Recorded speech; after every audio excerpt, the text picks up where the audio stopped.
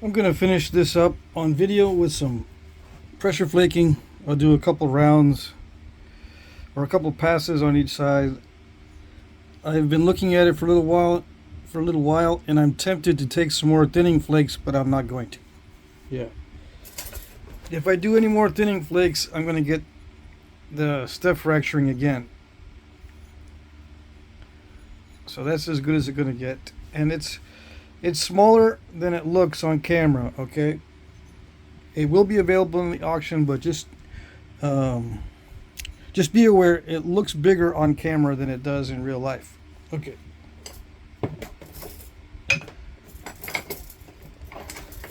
Yeah, I mentioned that a lot because I felt bad about one time where someone ordered something from me and they thought it was bigger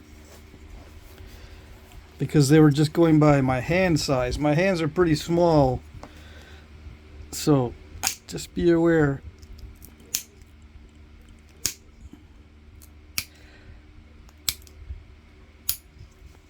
Okay. So this is just going to be simple sharpening. Now, I was asked to do a video on only sharpening. I was asked that a while ago. I will do that. There's at least 4 different ways of sharpening though. Right? So it's going to be a persnickety video. Yeah. So I had to get ready for it mentally and physically.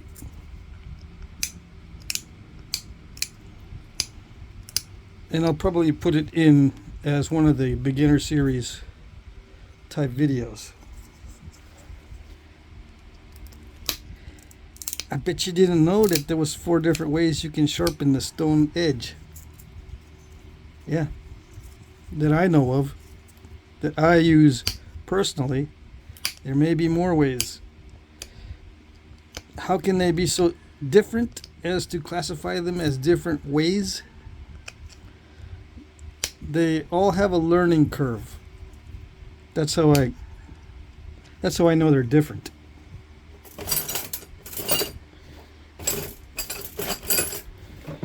If you can sharpen one way, hold on.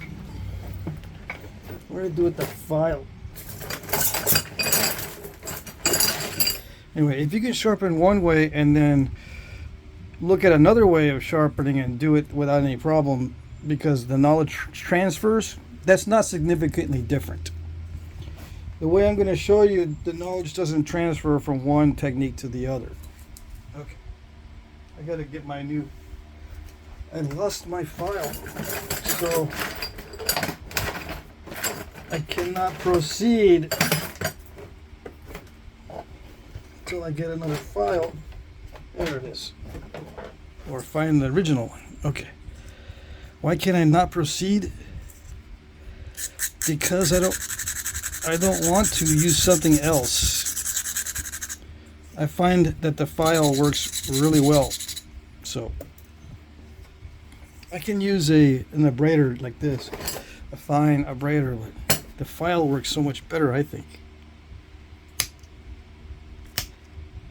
It's a diamond needle file. Diamond needle file. It's got these little diamonds glued onto it, or however they attach them.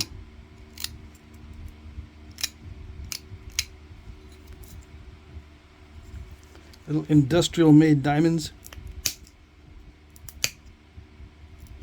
Who knows if it's actual diamonds? It's so cheap.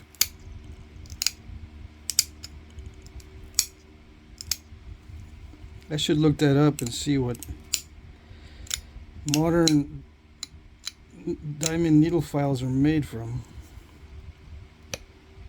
or how they are made. Anyway, you don't need to know that to know how to knap.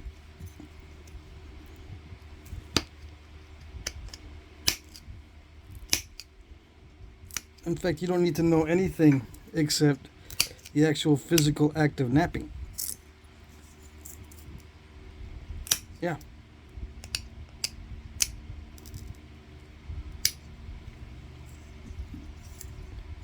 knowing how to nap is just a matter of doing it. If you can visualize certain things through language, that might help you a little bit. Well, some people have a eureka moment when they realize it. Wait, it's blah blah blah and not blah blah blah? Yeah, and they will learn something through language. But you still got to put into practice what you visualize. So I think it's my opinion that you can learn napping without language. Yeah.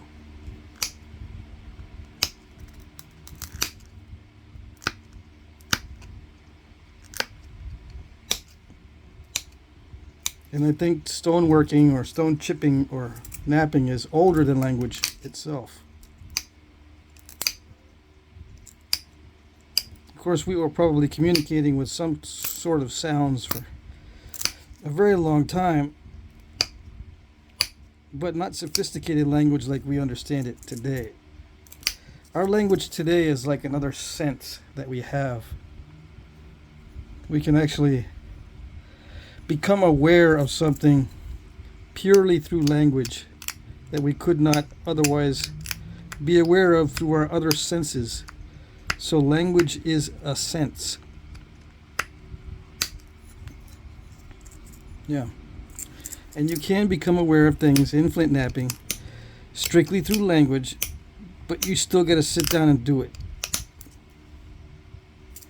It's not going to help you with your muscle memory or your ability to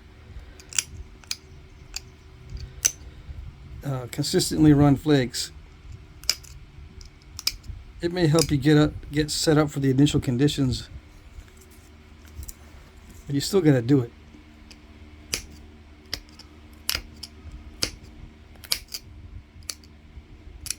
And the vast majority of what you hear about napping is not very significant.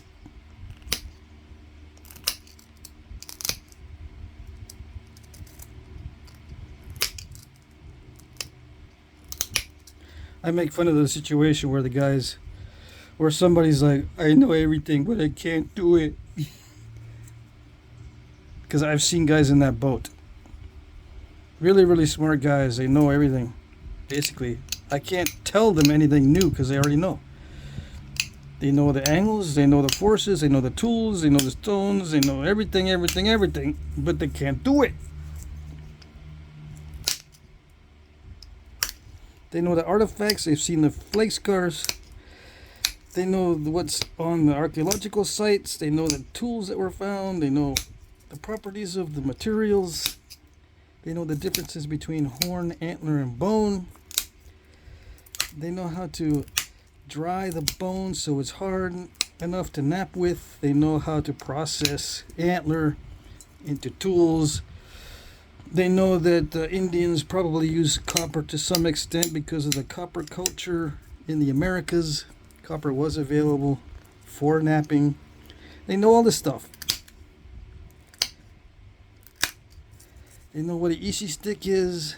They know where to buy them. They know how to make them. They know everything about the tools.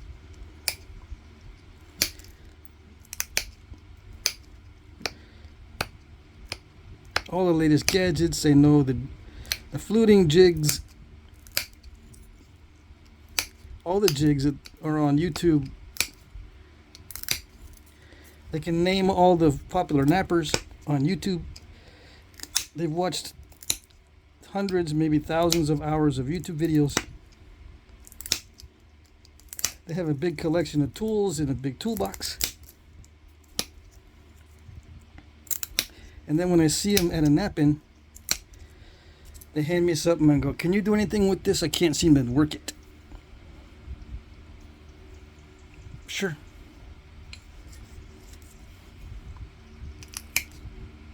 So there you go. And then I work on it, and sometimes I can do something with it, sometimes I can't.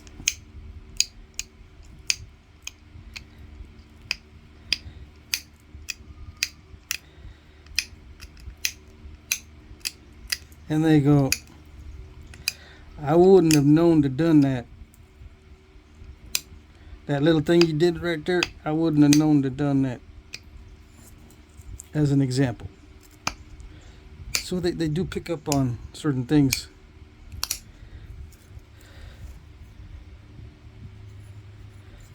It's funny that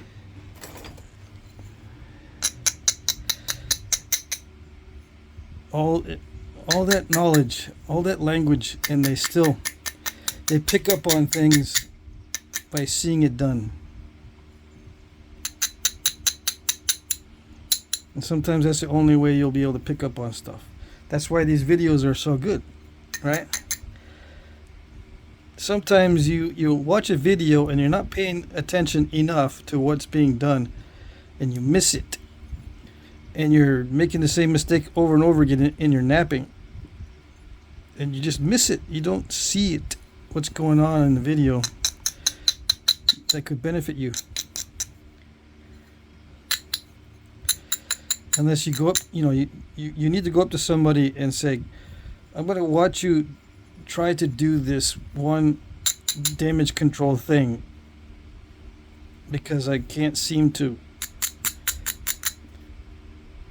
notice it in videos, although they probably do it. My brain is either too tired to continue watching, or I just miss it because I'm thinking they're doing something else. And yeah. So yeah, it's helpful to watch somebody, but you still gotta do it, because I've seen people watch what I do and they go, oh, okay, so that's how you do it, and they try it and can't do it. And it's not because they're new. Sometimes they just can't do it.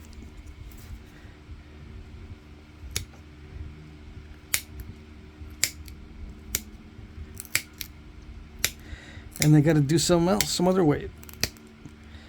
So yeah, I see how you're doing it on a pad with no slots, but I can't do it on a pad with no slots. I tried it already. I need a slot and a pad. Sometimes they tell me that. I wish I could do it on a pad with no slots, but I can't. And I say to them, yeah, I wish I could do it on a pad with slots, but I can't. I can't use a slotted pad. So there you go. It's all variable. Depends on you.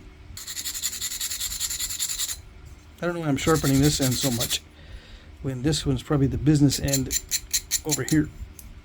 But I'm going to sharpen both ends because that's how I roll. Yeah.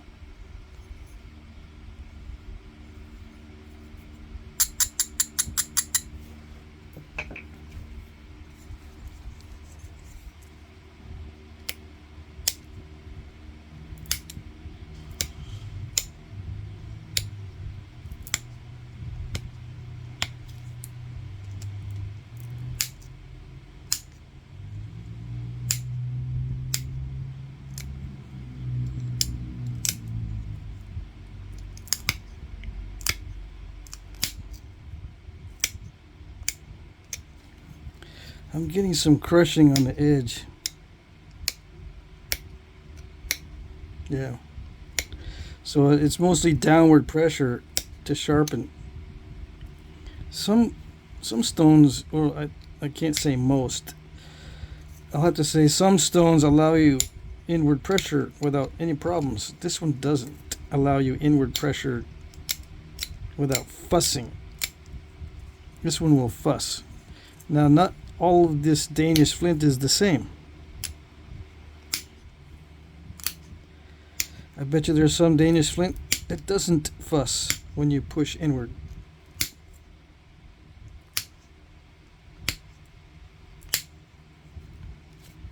And some people that are using Danish flint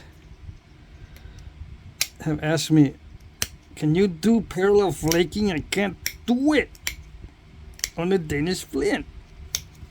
It could be because you have a piece that will not allow you to push inward without great resistance. Yeah. And in that case, you're in trouble, because no matter how much I tried to help you, that flint is not going to cooperate. You're going to have to just push downward and forget about the long, narrow flakes. with that particular piece. Try it on a different piece. If you tried it on 1,000 different pieces, well, let's say you tried it on 100 points and you still cannot get long, narrow flakes, then yeah, maybe it's the technique. Or, you know, you could be just unlucky enough to get 100 pieces that are not cooperative. You never know.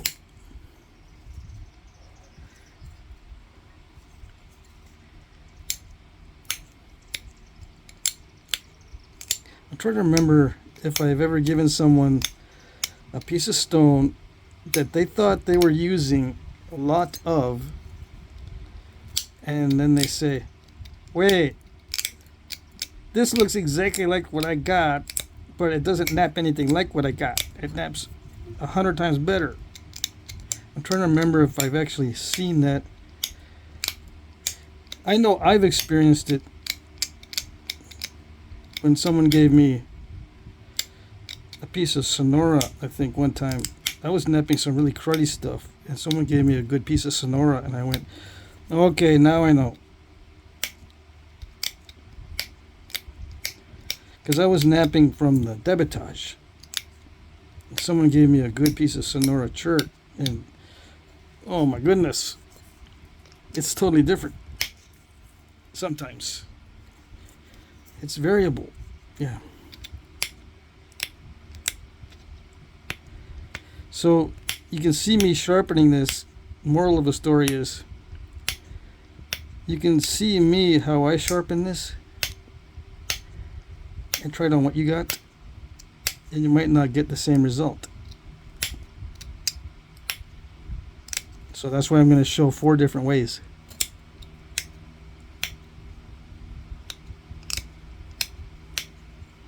And of course there's hybrids. You can use 2 different ways and one on one piece.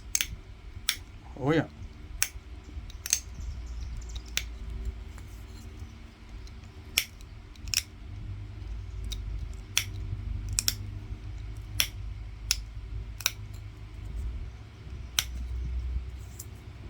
So I'm just picking at the edge with downward flakes so I don't get any crushing.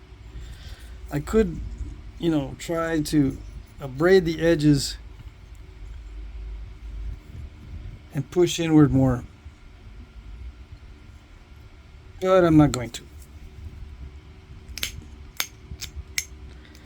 This is not a perfect method because it does leave little step fractures and stuff along the edges. It's not a perfect technique and there's a lot of crackly spots too. You have to be very persnickety to get rid of the crackly spots.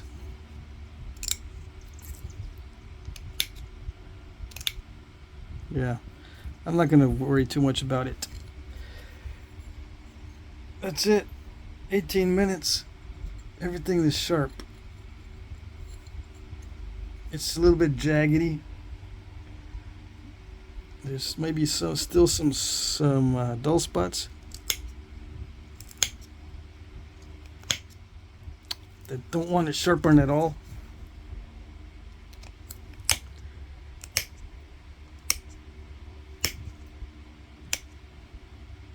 Because maybe the stone in that area is a little bit fussy.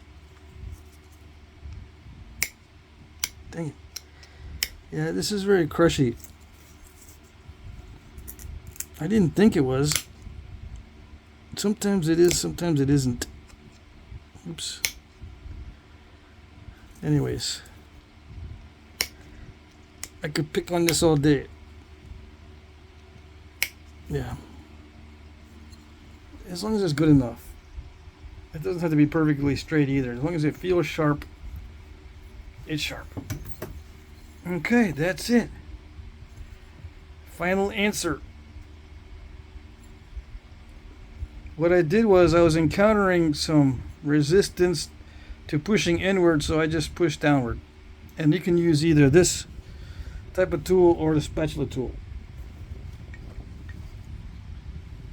And yeah, the 2 different tools, they do have a learning curve, but it's not much. So I don't consider the 2 different points as 2 separate techniques. It's just mostly downward pressure. I could have done the downward pressure with the spatula tool as well. Sometimes it works even better than the pointed one. I used the pointed one because it was just something I started with. I probably could have or should have used the spatula tool. Okay. Anyways. And also, if you want longer flakes, you need to grind it a lot first and then do the long flake thing if it will let you. But I didn't want to sit there and grind it and then try to do longer flakes. Some of them were, I think that's a pressure flake right there. That could be a percussion though. But yeah, the pressure flakes were just short, 1/8 inch long or thereabouts. Makes it up here at the tip a little bit longer. But for the most part, pretty short flakes to sharpen it. Okay. I'm relieved that I'm finally saying bye-bye to this one. Alrighty. There you go. That's it. Let's see if I can get a good photo. Yeah, there you go. I'll use that one instead.